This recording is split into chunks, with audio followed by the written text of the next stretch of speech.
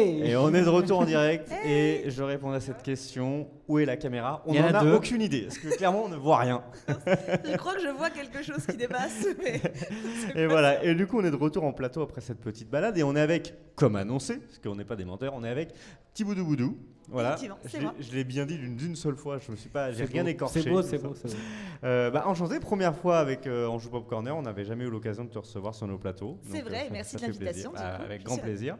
Est-ce que tu peux du coup rapidement te présenter un petit peu le contenu que tu fais, sur quelle plateforme, etc. Bien sûr, donc du coup je m'appelle Thiboudou Boudou, on peut dire Thibou, ça va plus vite.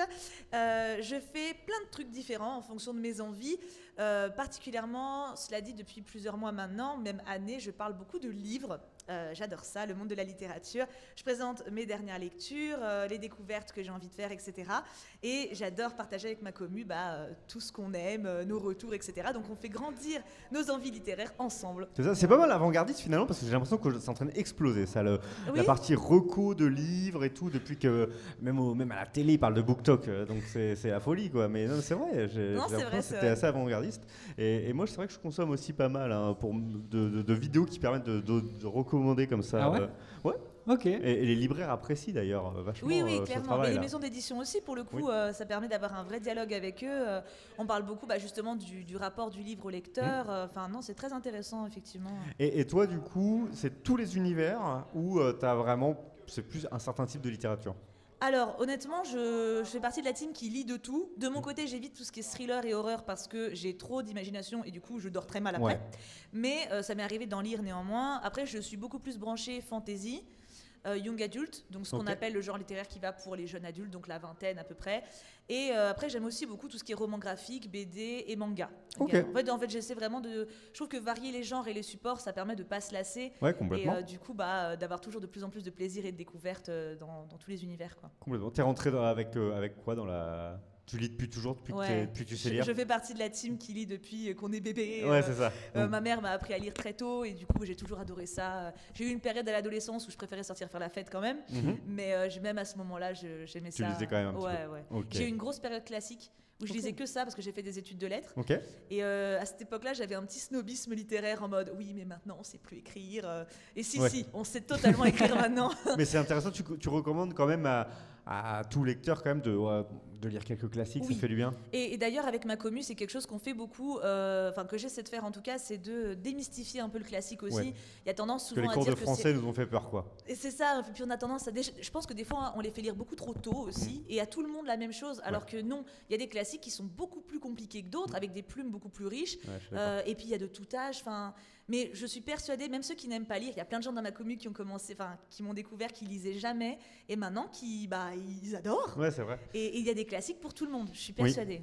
Oui. Moi, le classique que je vous recommande, parce que moi, en cours de français, je suis pas du tout un lecteur. Hein. Ouais. Et moi, quand on m'a fait lire Candide, j'ai adoré, tu vois. Il est très cool. Lui, typiquement, il fait partie des trucs très accessibles en lecture, qui est hyper cool. Ouais, c'était trop cool. Voilà, je vous le dis. Ok. C'était ma reco. Je plus sois Candide. Et du coup, alors nous, ce qu'on t'avait proposé, parce que autant rester dans la thématique. Alors oui, c'est Halloween là bientôt, mais nous on s'en fout, on pense à Noël. À Noël. Et on s'est dit, est-ce que tu aurais des recos à nous faire comme livre pour Noël, alors que ça soit pour nous, ou pour offrir à quelqu'un qui aime bien la lecture, etc. Et t'as dit oui. Alors en fait, mon problème, c'est que j'en ai trop. Du coup, en fait, j'ai fait une liste. C'est pour ça que j'ai mon téléphone. Oui, c'est normal. Parce qu'en fait, je suis passée devant ma bibliothèque. J'ai une grosse bibliothèque, je plaide coupable. Et du coup, je suis passée devant ma bibliothèque plein de fois. Et j'étais en mode, qu'est-ce que je vais mettre? Oh là là, qu'est-ce que je vais mettre? Il y a trop de choix. Et du coup, alors j'ai fait une grande liste. Je vais peut-être pas avoir le temps de tout dire. Non, tu fais ce que tu. Alors, à ton rythme. En vrai, en maison d'édition, de manière générale, pour les cadeaux de Noël, il y a des maisons d'édition qui maintenant font des éditions vraiment magnifiques avec des couvertures sublimes. Il faut penser à l'objet aussi, c'est vrai. Exactement. C'est important de dire que quand on offre, et on parle de Noël, on parle d'offrir, donc on va pas offrir un e-book. Exactement.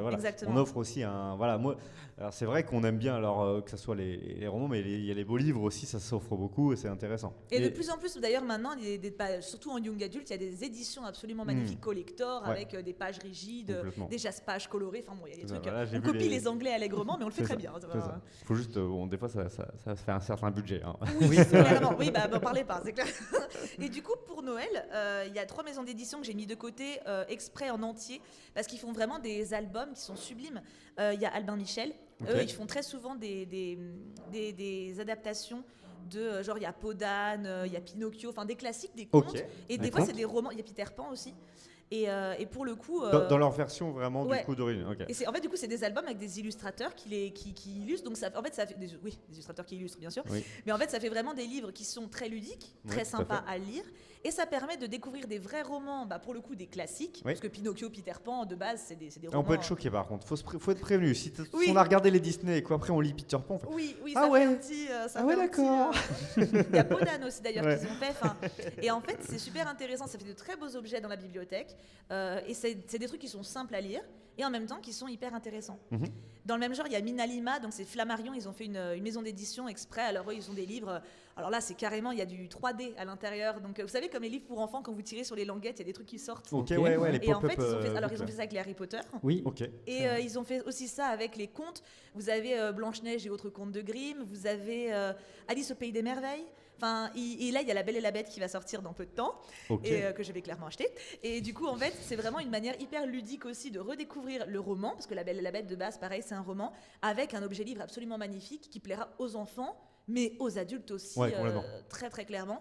Et pour les classiques... Tu peux redonner le nom de la... Ah oui, pardon. Alors, c'est la maison d'édition, c'est Flammarion. Et ils ont donc une sous-catégorie qui s'appelle Minalima. Minalima. Et en vrai, vous tapez ça sur le net, vous le trouvez tout de suite. Et en dernière maison d'édition en général, c'est les éditions Tibère. Pour le coup, c'est une toute petite maison d'édition. Vous en trouverez très difficilement en librairie, mais ils ont un site internet où vous pouvez acheter sans problème. Et en fait, eux, ils rééditent les classiques. Donc, ils ont fait Dracula, ils ont fait tous les Jane Eyre.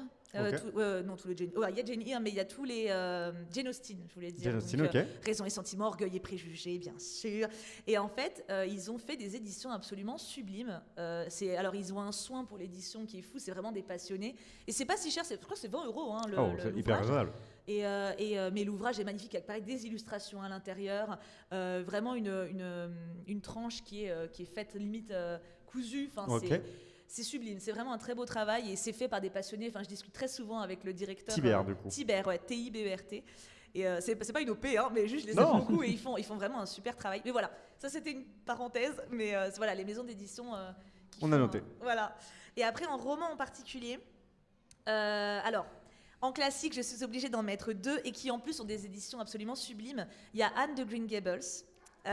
C'est un peu une vibe, La petite maison dans la prairie. Alors il y a 9 tomes, n'ayez pas peur, mais en fait c'est du jeunesse, mais du jeunesse classique. Donc quand vous le lisez, c'est très bien écrit, mais en même temps c'est frais, c'est doux, c'est plein de bons sentiments, plein de belles valeurs, et ça pour Noël, c'est génial, et les éditions sont sublimes. C'est Toussaint Louverture qui les édite, et vous avez vraiment des couvertures d'une beauté. Et ils sont pas chers non plus. Je crois que c'est moins de 20 €. Je regarde. J'ai une copine dans le truc, mais je crois que c'est.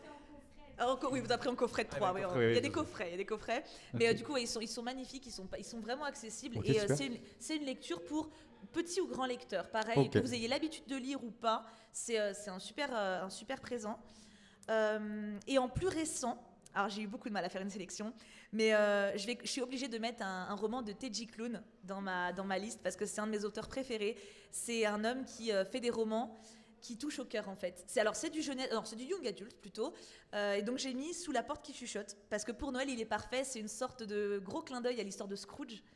Scrooge qui est un vieil homme acariâtre qui n'aime pas Noël et qui n'aime pas les gens et qui n'aime pas la vie parce que voilà, et en fait il rencontre des fantômes de Noël passé, présent, futur qui lui montrent qu'en fait c'est cool et en fait c'est une sorte de alors c'est pas une réécriture mais un beau clin d'œil je trouve à Scrooge. Et Sous la porte qui chuchote, c'est un roman qui nous parle d'un vieil homme aigri qui se rend compte qu'en fait la vie ça peut être chouette. Et en fait, de manière générale, tous les romans de Teji Klune que j'ai lus, donc j'en ai lu quand même un certain nombre maintenant, il y a aussi La maison au milieu de la mer Suréléenne, par exemple, qui est génial, mais en fait, c'est que des romans où en fait, on sent un câlin. Vraiment, on a l'impression d'avoir une main sur l'épaule en mode, c'est quoi, ce que t'es, ça suffit, juste vis, sois heureux, et on est avec toi en fait. Genre, t'as des gens qui t'aiment. Et de ressentir ça en lisant, c'est un super cadeau pour Noël, je trouve, celui-là. Et en plus, il existe aussi avec une très belle couverture, donc voilà, ça fait l'esthétique avec. Le double combo. Exactement. Top. Et j'ai encore le temps ? Mais bien sûr. Génial. Du coup, il y a aussi La passeuse de mots. Alors, Alric et Jennifer Twice. Ok, duo. Ouais, duo, couple, je crois d'ailleurs, si je dis pas de bêtises, je crois qu'ils sont en couple. Ils étaient meilleurs amis, je crois qu'ils sont en couple maintenant. Ok. Il me semble. Et en fait, pour le coup, c'est un livre young adulte aussi. Ok. Alors, qu'est-ce que c'est beau. Alors, lui parlait, pour le coup, ils l'ont réédité en relié. Donc, vous avez aussi un très bel objet livre si jamais vous voulez l'offrir en cadeau. C'est un très beau cadeau. Et l'histoire est magnifique. On est sur... alors, le début semble assez convenu. Puis, en fait, très vite, on part vers quelque chose de beaucoup plus profond. C'est une jeune fille qui vit dans son petit village, qui a sa petite vie tranquille. Et en fait, à un moment, il se passe un drame, il se passe quelque chose de grave. Et elle doit partir avec un personnage. Et elle va vivre plein d'aventures pour trouver des mots, d'où la passeuse de mots. Ok. Et en fait, c'est un roman, c'est pareil. Alors, c'est une histoire de fantaisie de base, mais la plume est très belle. Et surtout, pour les amoureux des mots, justement, et de tout leur sens, parce que, on a une langue très riche et les mots, justement, ont beaucoup de sens cachés, beaucoup de significations. Et en fait, ce que j'adore dans ce livre, c'est que quand Aria, du coup, c'est le nom du personnage principal, quand elle trouve un mot, elle le vit, du coup. Elle l'assimile et elle le vit dans toutes ses coutures. Et c'est fascinant à lire et ça nous fait nous-mêmes réfléchir sur quelle est notre vision de ce mot-là, en fait. Donc, par exemple, je sais pas si, imaginons, elle trouve le mot malheur, bon, j'invente, elle va ressentir la tristesse, la colère, le déni. Et en fait, nous, quand on va lire, on va se dire, ok, moi, comment je le ressens ce mot-là ? Quelle est ma vision du coup, de la vie aussi. Puis, il est extrêmement bien écrit, très doux. Et alors, il est assez lent, pour le coup, je ne le conseillerais pas à des lecteurs débutants parce qu'il a une marge très réduite. Du coup, on n'a pas l'impression d'avancer. Okay. Donc, il faut accepter d'être frustré par rapport à ça pour ceux qui sont pressés. Donc, voilà, pas quelqu'un qui débute la lecture, mais ceux qui lisent déjà et qui aiment la réflexion sur le mot ou la langue de manière générale. Et en même temps, avec des persos incroyables et beaucoup d'amour aussi dans toutes ses formes. Il est incroyable. Eh bien, c'est bien vendu en tout cas. C'est vrai. Je ne sais pas si tu as des lecteurs dans ta famille, Tommy, mais ça peut te donner des idées. Oui, tout à fait. Ma mère, elle lit beaucoup. Ok. Voilà. Donc, j'ai été vendeuse avant, il m'en reste quelque chose. C'est ça, voilà.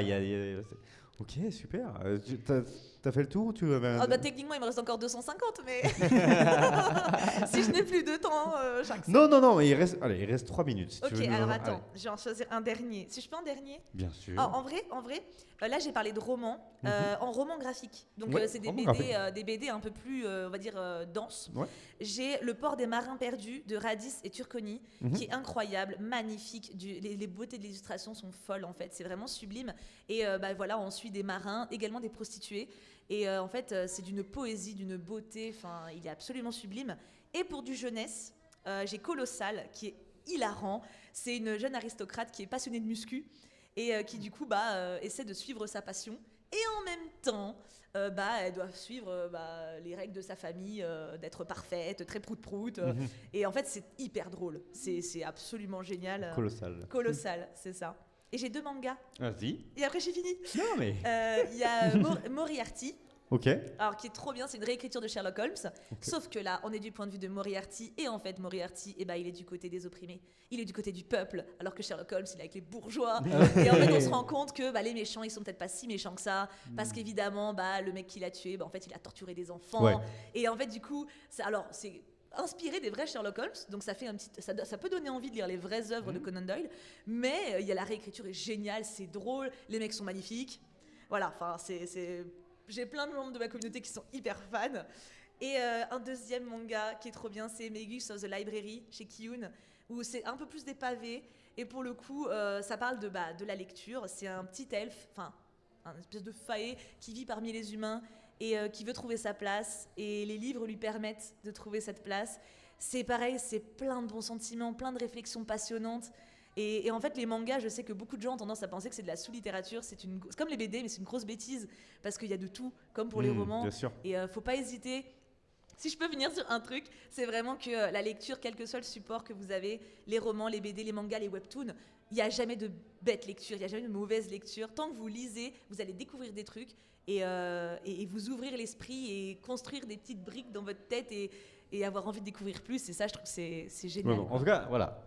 En tout cas, la passion respire dans ton discours, ça, il n'y a vraiment aucun doute sur la question. Alors là, si on ne connaissait pas ton univers, on sait que c'est comme ça qu'on va te retrouver aussi sur les réseaux. Oui, complètement. Et qu'on on peut encore découvrir plein d'œuvres. Si on n'est pas inspiré, on va pouvoir trouver l'inspiration assez facilement. Voilà. Bah écoute, merci beaucoup d'être venu pendant cette petite interview. J'espère que ce hashtag festival se passe très bien pour ta part. Extrêmement bien. Et que tu as pu rencontrer plein de personnes et que tu as pu les conseiller, les orienter vers de bonnes lectures. Merci beaucoup, Thibaut. Et puis on te dit à très bientôt. Nous, on fait une petite pause et on se retrouve dans quelques minutes.